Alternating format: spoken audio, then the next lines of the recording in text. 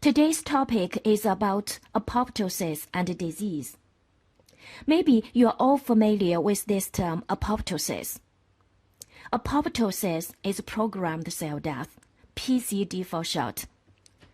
Programmed cell death was first described in 1964 by Logshin and Williams in C. elegans. Programmed cell death describes cells that die at predictable time and places during the development. The programmed cell death is not accidental, but follows a sequence of controlled steps leading to locally and temporarily defined self-destruction. And apoptosis was first described in 1972 by Kurt Wiley in the British Journal of Cancer. This is a word of Greek origin, have the meaning of falling off, just like leaves falling from a tree.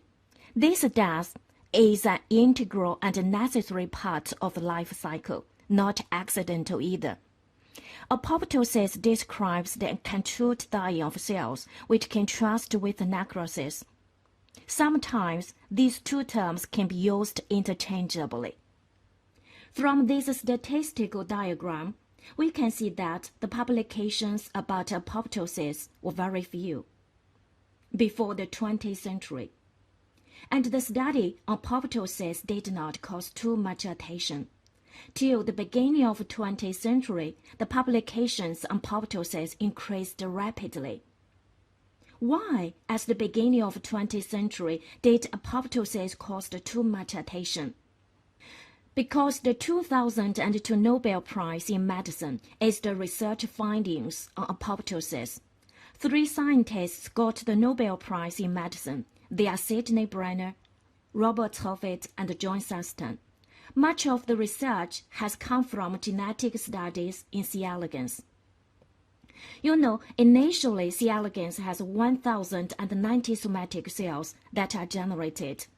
During the development, 131 cells undergo programmed cell death. The mature C. elegans has 959 cells. C. elegans, a perfect model for studying apoptosis, is the 2002 Nobel Medical Prize that makes the apoptosis become a research hotspot. As then, how do we recognize apoptosis? Just as shown in this picture, how are we supposed to know you are the real angel of death? Generally speaking, we recognize apoptosis by its morphological features. First, talk about the morphological features of apoptosis. Cells undergo apoptosis will present several characteristic morphological changes.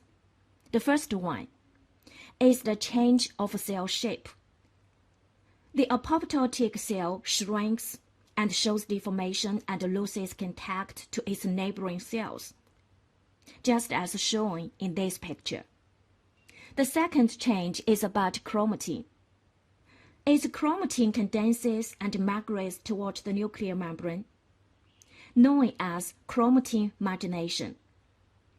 In addition, DNA will be fragmented into small pieces. After electrophoresis, presents DNA ladder. The third change is about the plasma membrane. During apoptosis, the plasma membrane is blabbing or budding and forming many vesicles on the surface of the apoptotic cell. And finally, these vesicles are separated from the cell body. The part separated from the cell body will be enclosed by membrane, called apoptotic body. Apoptotic bodies contain cytosol, the condensed chromatin, and organelles. The apoptotic bodies are usually engulfed or phagocytosed by macrophages. They are removed from the tissue. As a result, during apoptosis, no tissue damage occurs. Please pay attention. The plasma membrane is intact. Intercellular component doesn't spill out. They will not cause any inflammatory response. Well, these are morphological features of apoptosis. Actually, the term apoptosis was coined by Wiley and Curry to distinguish between the cell deaths that occur in homeostasis and pathological cell deaths caused by trauma and ischemia. Apoptosis is a genetically controlled process for cells to commit suicide. But necrosis occurs when cells are exposed to extreme pathological conditions and usually triggered by cellular injury. Next, we will talk about the differences between apoptosis and necrosis in detail. This slide presents the difference between apoptosis and necrosis. Apoptosis is a normal physiological response to specific suicide signals or lack of survival signals, whereas necrosis is a pathological response to cellular injury. They have quite different morphological features.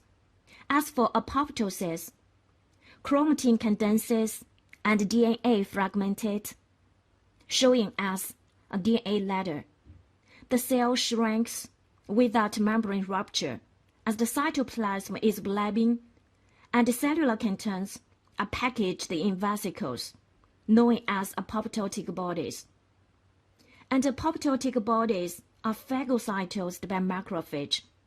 In contrast to apoptosis, during necrosis, chromatin clumps and plasma membrane swells and ruptures, and intercellular contents spill out, cause significant inflammatory response in the surrounding tissue, quite different from apoptosis.